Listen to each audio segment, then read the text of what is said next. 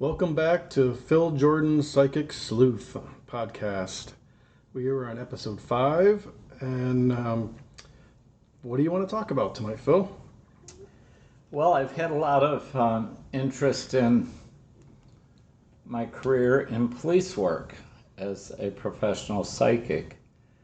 So I thought we'd talk a little bit about how I got involved with that and maybe go over one of the cases that I've done. All right, I People think find it intriguing. in one of the earlier episodes, I think you mentioned about having to go through police academy and all that, so maybe you can elaborate some more on that. Well, it was August 4th of 1975. A young boy was missing at a recreational facility for Harper College, which is now Binghamton University in a small town of Spencer, New York. And I had been doing a lecture down in Pennsylvania, and I got home at night. I lived in a small apartment, and we had a terrific thunderstorm. So I was running from the garage to my apartment when the landlady in the back was standing in the back door, and she sort of heralded me to come to the door. So I went in, and she said, while you were gone, a little boy had become missing up at Empire Lake, which was the recreational facility for Harper College. And she said they can't find him. He was last seen with a swim toy and a swimsuit was all he had on. And when I start perceiving things, it's almost like I've entered into a daydream, and I'm actually remotely viewing, I guess you could call it, or I'm taken to a different place and I see things that are going on. And I said, well, I know they think he's drowned because of that scenario, but I said, I see him, and he's going to be found sleeping under a tree. And there's no trees growing at the bottom of this man-made lake. And so told her what I thought, and her husband was a fire policeman who was up at the scene. And a good friend of mine was a detective for our sheriff's department. He was up there, and they had 200 searchers up there getting ready to do a search. And they were fearful that he had drowned, and it was a spring-fed lake, so the waters are very cold. So it would take a while for a body to surface because it has to create some air within the body to make it float. And plus there was all kinds of pine stumps and where they had cleared for the lake and stuff. So one of the searchers had told my detective friend that if he was in the lake, chances are they couldn't find him because he'd be tangled up in those pine stumps. So I went into my apartment and I drew a very crude map of where there would be a lake, and there would be 3 overturned boats on the shore of the lake. And across the lake would be a building. And if we went into the woods behind that building, we would find a path. And the path would lead us up to a clearing where there'd be a large rock or a large pile of rocks in the center of the clearing. And then if we went in, like the clearing was o'clock, if we went in at 11 o'clock, we would go down, we would find a waterfalls, and then we would continue on till we found Tommy Kennedy. It all seemed real good that night. They wanted me to come that night, and I said, I can't come at night because I'm afraid we'll miss a clue if I come at night. And so about midnight, the boy's father had called. He had worked for the local newspaper, the Binghamton Press, and they had done an article where I had found a staple puller they hid in the town of Whitney Point. And it was taken off the mayor's desk, and they hid it, and I was able to be taken to another town with a deputy, come back into town, and I found the staple puller within a few minutes, and it was in the top of a propane tank behind one of the businesses. So they thought, well, Phil can find this little boy. And the father asked me, he says, I really cannot come until daylight because I'm afraid I will miss a clue. And that was really prominent in my mind, that don't go till daylight because you'll miss a clue. And so just as it was breaking day, I went to the scene with my landlord, and my detective friend was there, and there was a man there that I didn't really know him. I knew one of the people who knew the area very well because he was a hunter and he just knew the woods well. So him and this other fellow I didn't know, and my detective friend and I started out. And well, I stood on the shore and I looked, and there's 3 overturned boats right on the shore, and across the lake, and it was a misty, foggy morning. Still, across the lake was a very large wall tent that had been pitched there, but it was exactly directly across the lake, and I said, that must be the building, so we got to go in there.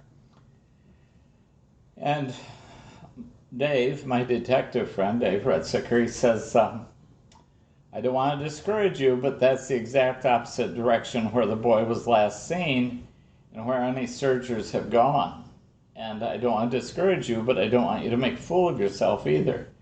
I said, well, I have to go in there because that's what I saw, that's what I drew on the map, and so I've got to go in there. So one of the fellas that went with us said, I know exactly where you're talking about, but it's 5 to 7 miles away from here.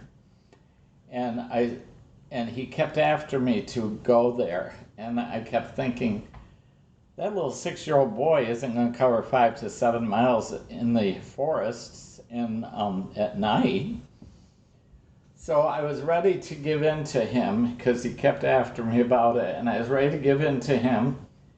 And we were walking, it was muddy because of the rain the night before, and I looked down, and right in front of me was one small footprint it looked like a bare footprint of a young child, and it was going up the hill. So I said, here's a footprint, let's follow it up the hill. So we went up, and sure enough, there was a clearing, and somebody had gathered stones. They were building a lean-to, and they wanted that for the base of the lean-to.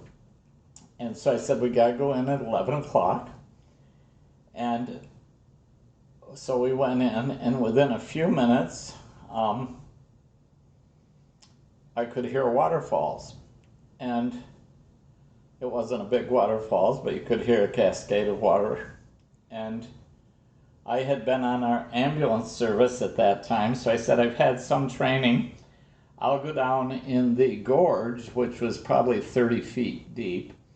I'll go down in there in case he's fallen in the gorge, and I can maybe administer first aid. And the 2 that I really didn't know were on one side, my landlord and Dave were on the other side. And all of a sudden, one of the guys says, I hear him yelling.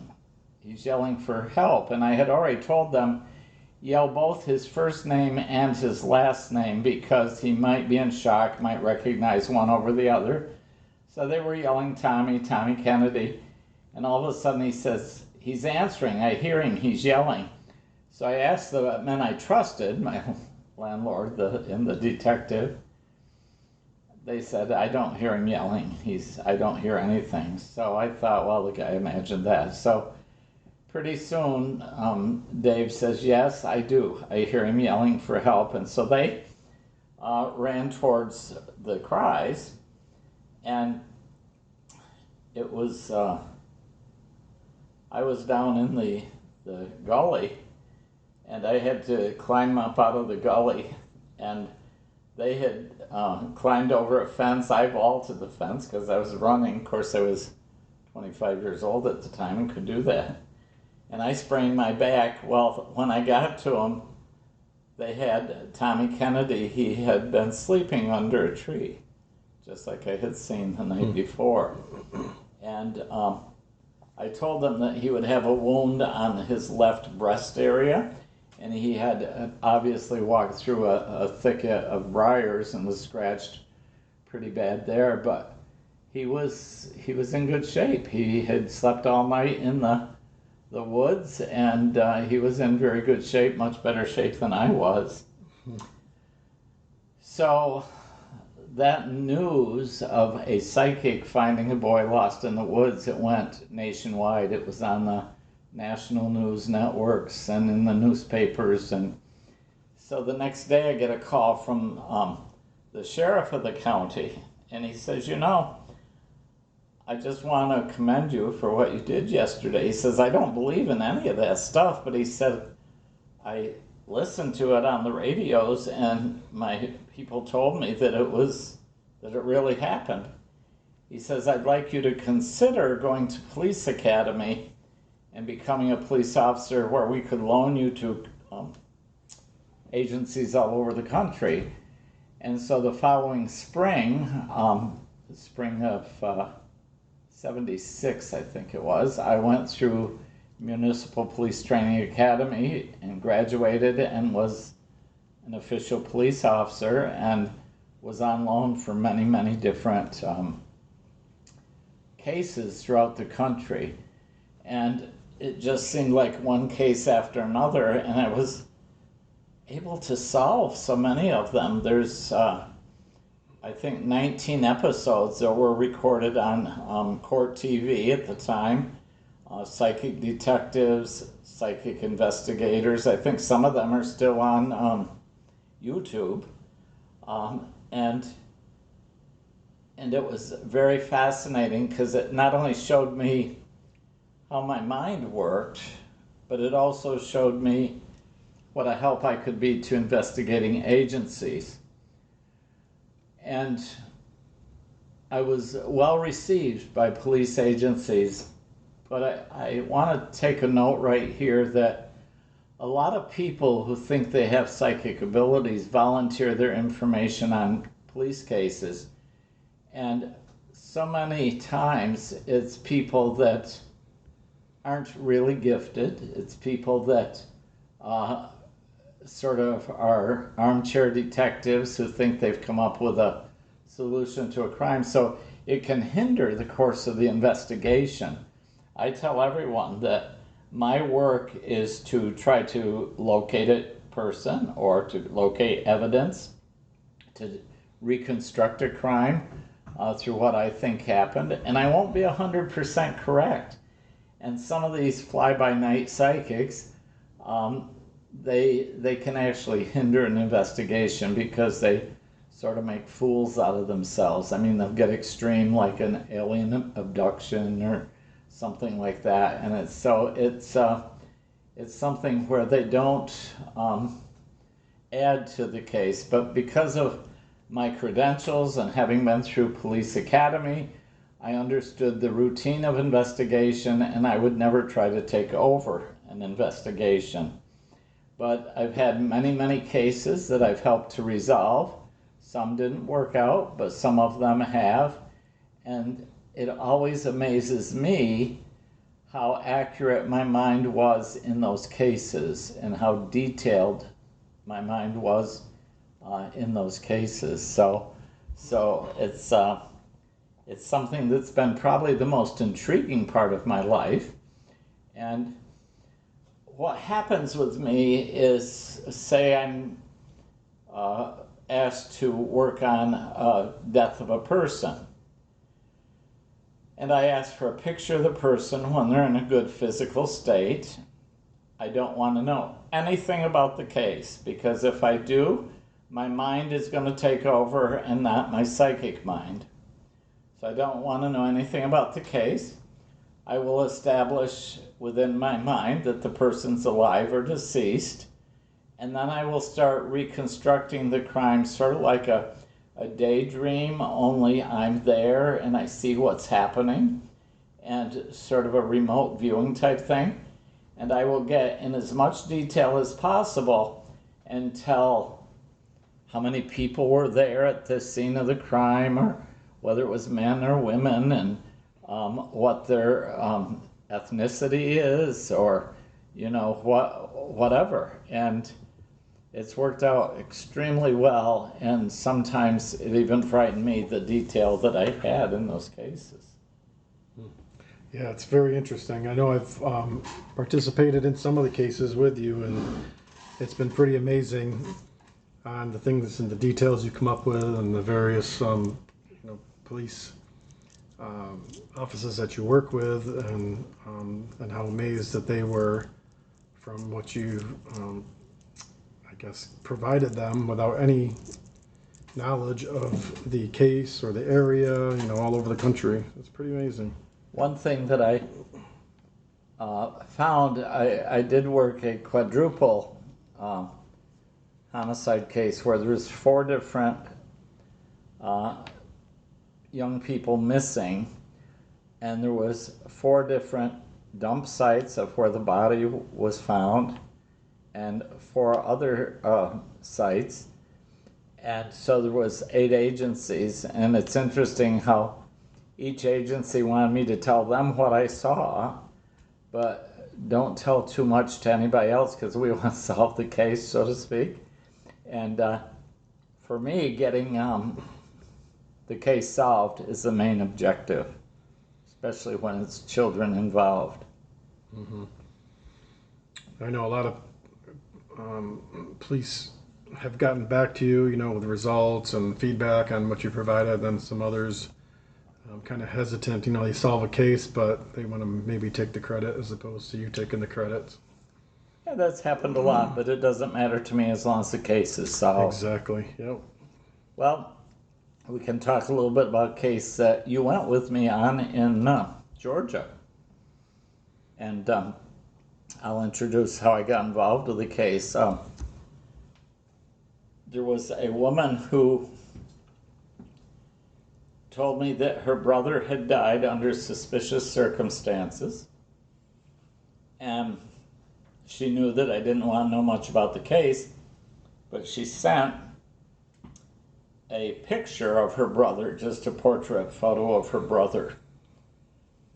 And what I did at the time, it was back when they had cassette recorders, and I'd sit with a cassette recorder and tell what I felt about the crime itself. And I felt as though the brother had become deceased, and I felt something was wrong with his legs, like he couldn't walk. And then I felt wounds to the head area, and I felt it was the wounds to the head area that killed him. And she took the cassette to the detectives working on the case, and they were so impressed by the details that I gave them that they had me fly down to Georgia, and you went with me, and we met the detectives and went directly to the crime scene. Well, the crime scene was in a nice little neighborhood, a small house, and as you would walk in the house, it was empty because they had redone the house, put new carpeting, new flooring, new walls, new paint, new kitchen. But as I described before I got there, I said it's a house where there'll be a living room, then another room, then a kitchen. To the left will be another room that I think is a dining room, because there's a door from the kitchen into that room, but also a door opening into the middle room. And So we walked in, and again, it had all freshly been redone. And I walked into that side room, which we assumed to be a dining room, and I said, the man died right here. And I said, he died of head wounds. And I said that even though this may have at one time been a dining room, I feel there was a bed here. He died in bed, and I don't think he could walk. Well, the man who died, the brother of the woman who contacted me, had been a roofer, and he had fallen off the roof and broken both his legs. And his wife had left him in the morning to go to the doctors, and she said he was fine when she left. And when she got back, she found him deceased and severe wounds to his head. And so I said to the detectives as we stood there, I said, this will seem odd, but there's going to be, I keep seeing a Penny, so there's going to be a person named Penny that will become significant. And I interrupted, I said, we have to go someplace else, and I'll tell you, if you'll drive, I'll tell you where to turn, because we got to go someplace else in connection with this crime. So we got in the car, and I said, we got to go way down to the end of the street and turn right, then we'll go a couple blocks, turn left, and I told them exactly where to turn, go another block, turn left, and there'll be a narrow road going up to the top of a hill, and at the top of the hill there'll be a lake with a large house beside the lake. He says that has something to do with this crime, and there'll be something to do with this crime about a doctor. And the detectives looked at each other like I'm crazy or they're going nuts or whatever. But we got in the car, and I got them we went up that little lane type road. Sure enough, at the top was a lake that was the water supply for the village, for the town. And beside it was a large apartment house. And I looked at it and I says, you know, that second apartment, that second door from the left, has something to do with this crime. And I said, you've got to, again, there's something about a doctor. So anyway, the detectives looked at each other, they couldn't believe it. The widow of the man who was killed 2 months later moved in with her boyfriend into that second apartment. So they remembered that she had been to the doctor's that morning and come home and found him deceased. So they checked with the doctor, and the doctor says, yes, she came in. She wanted some tranquilizers because her husband had died in the night. But she had told the detectives he was fine when she left, and she came home and found him deceased. So there was discrepancy there, and one thing led to another, and they found out that she had a girlfriend who was named Penny who had moved to Texas. They went and interviewed her, and she said they had been drinking one night, and the woman basically confessed to the murder. And she had killed her husband with, there was 4 round wounds to the head area, like he was hit with a hammer or something. And so it resolved the case, and the woman's incarcerated for life. And I think the case was 4 years old when I worked that case. It seems like it was a cold case, 4 years old. And it was in such detail, and I mean, the lake in the apartment house was probably 2 miles from the crime scene, I would say. And why would I be led to that? And why did this all come about? And it was all my head. And it's sort of like, you know, we trust police dogs to pick up a scent, or we trust police dogs to locate drugs, or we trust... But I think the human mind could eventually be trained also to tune into things as long as we don't think ourselves out of that. And sometimes we just think too much and we get away from our own psychic self as far as that goes. I can still picture the detectives looking at each other in the front seat of the car when he pulled into the driveway of the house. They were amazed. Yeah, they were truly amazed. And you know, that still amazes me. And even though it's my work, and I've solved so many cases, it still amazes me that God gave me the ability to reconstruct and to help solve cases, because it brings closure to the family. The sister was so relieved and so thankful. She's now passed over, but she was in touch with us and just couldn't thank us enough for what we did to solve that case.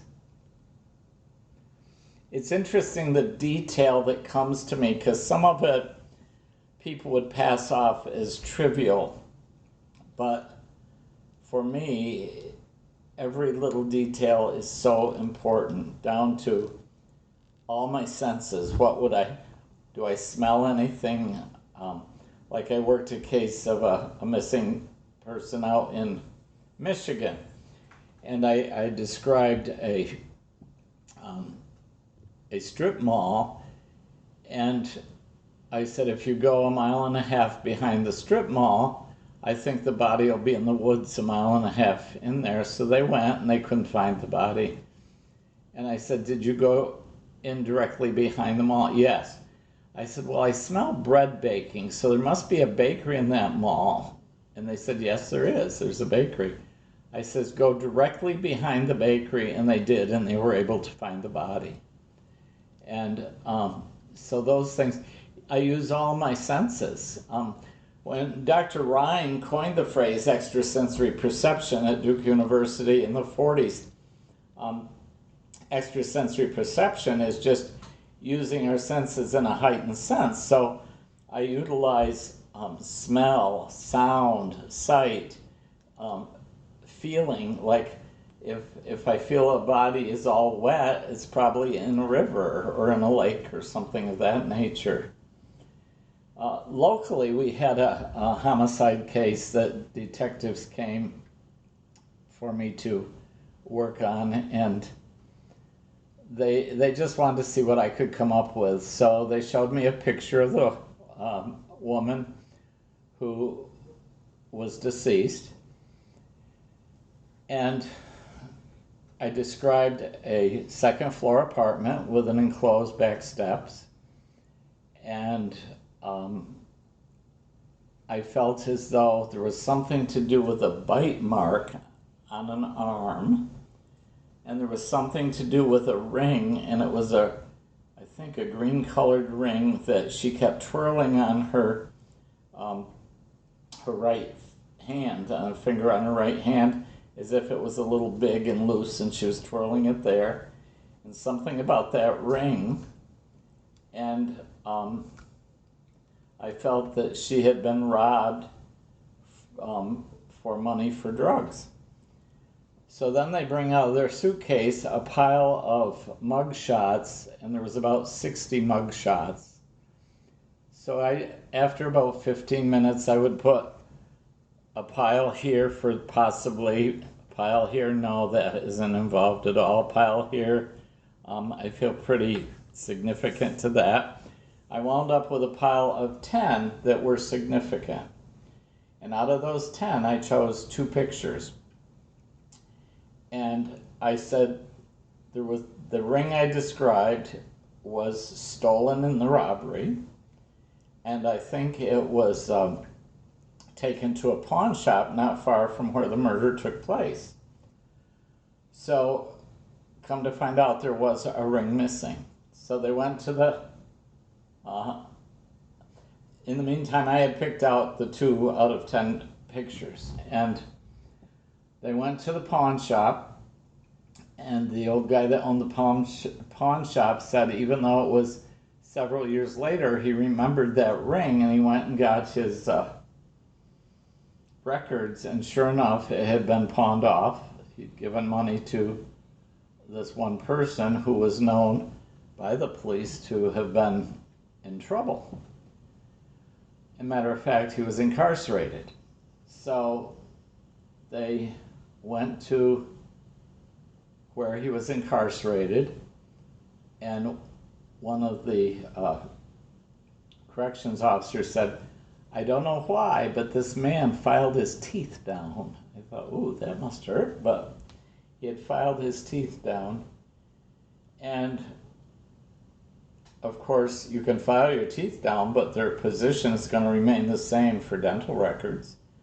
And so the man's dental records compared to the bite mark on the woman's arm. And so anyway, he not only fessed up to the murder, but he implicated the other guy with him. And lo and behold, the 2 photos I picked out of 60 photos were the 2 perpetrators of the crime. And that was probably one of my most amazing cases. But they're all pretty amazing, you know. And it's all part of going into my unconscious mind and visualizing what I think may have happened. And it works out well. It seems to work out very well. I believe that one was on Psychic Detectives. Yes. I forget the year. It was called the Rose Swartwood case. It was out of Elmira, New York. And that one is very well done on psychic investigators or psychic detectives, whatever. I'll have to go out and see if I can find, which ones are still out there. Where I remember you were saying you went to London and ran into somebody on the street who was... Yeah, I went to a friend of mine had a ticket to go to London to attend a wedding, and he asked me if I wanted to go because the person going with him wasn't going. So we're walking down the streets in London the first morning looking for a coffee shop, and a short, stocky man steps out from a corner bank, and he says, "Excuse me, are you American?" I didn't know what to say. I says, "Yeah." He says, "Is your last name Jordan?" I says, "Yeah." And he says, "I just saw one of your shows on Psychic Detectives last night at midnight," and he says, "I'd recognize you anywhere." And he happened to be a retired officer from Scotland Yard.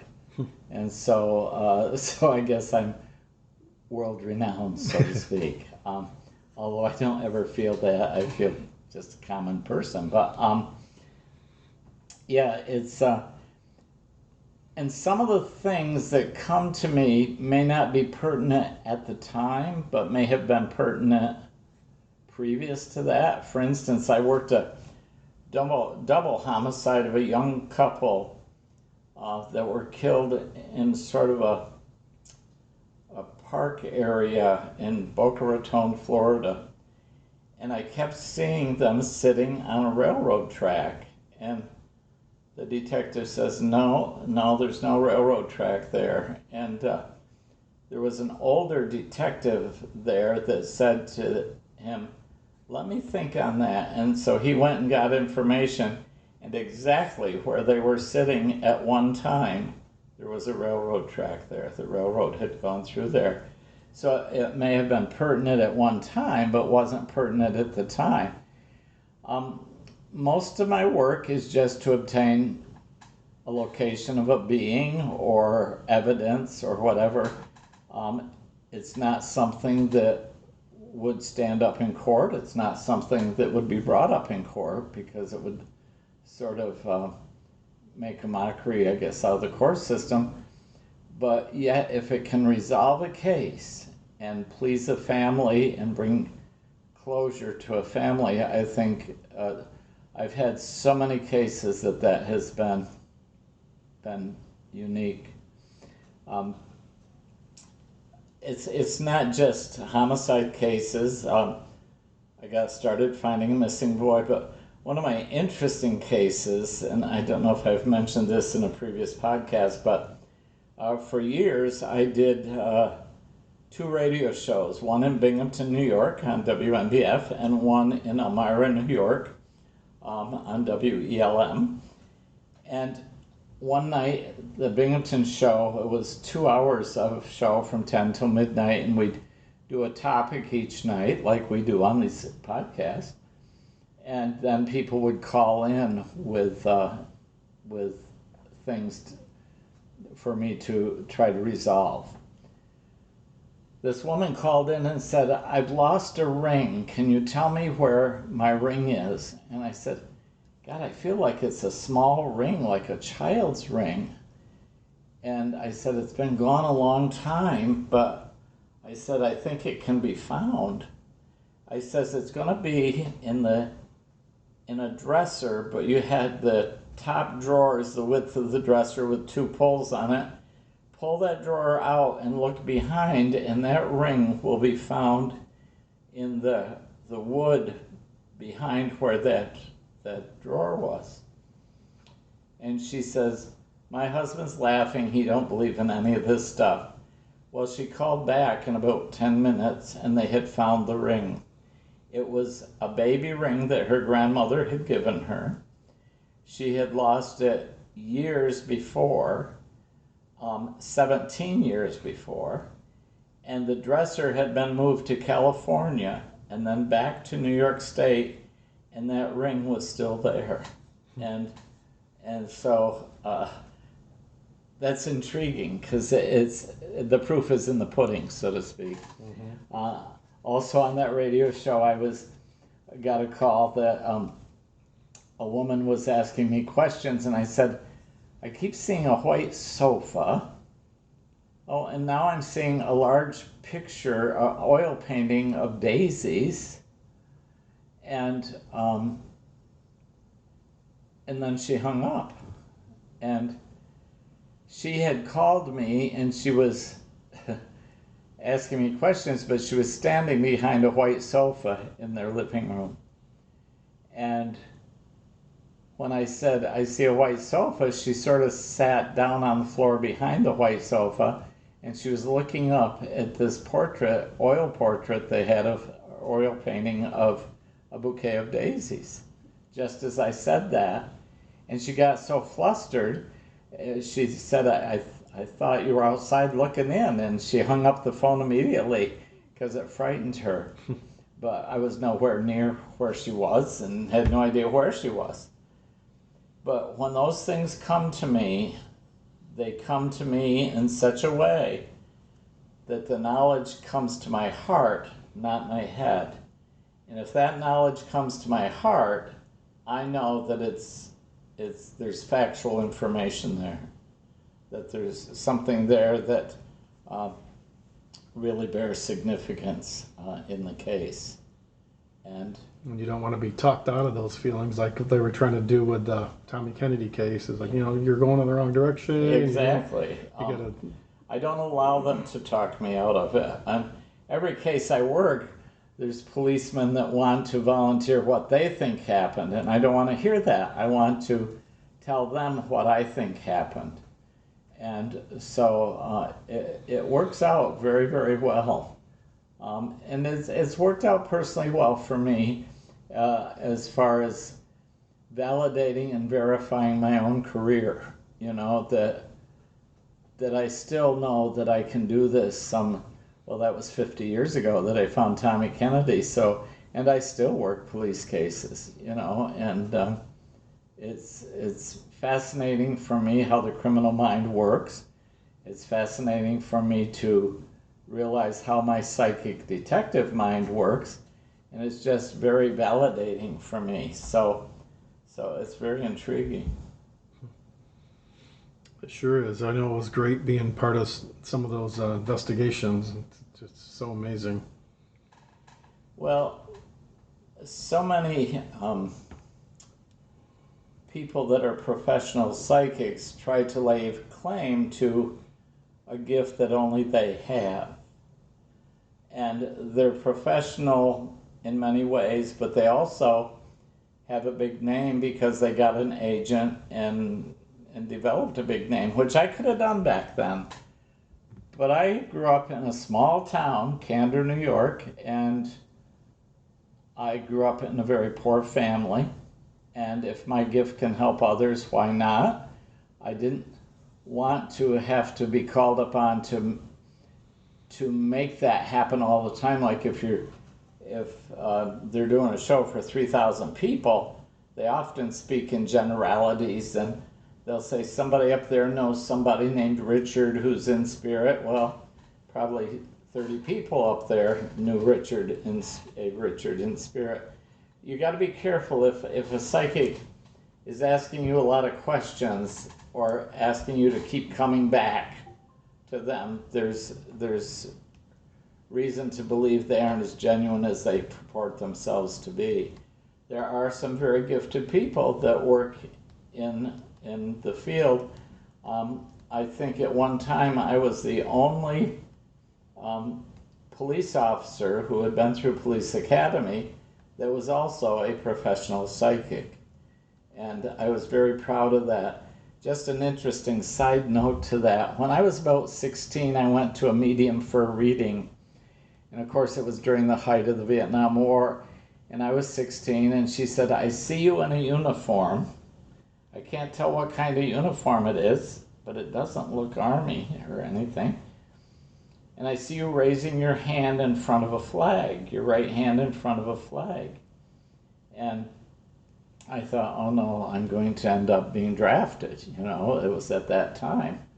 And I would have served had I been drafted. But when I became a deputy and had to go to the courthouse,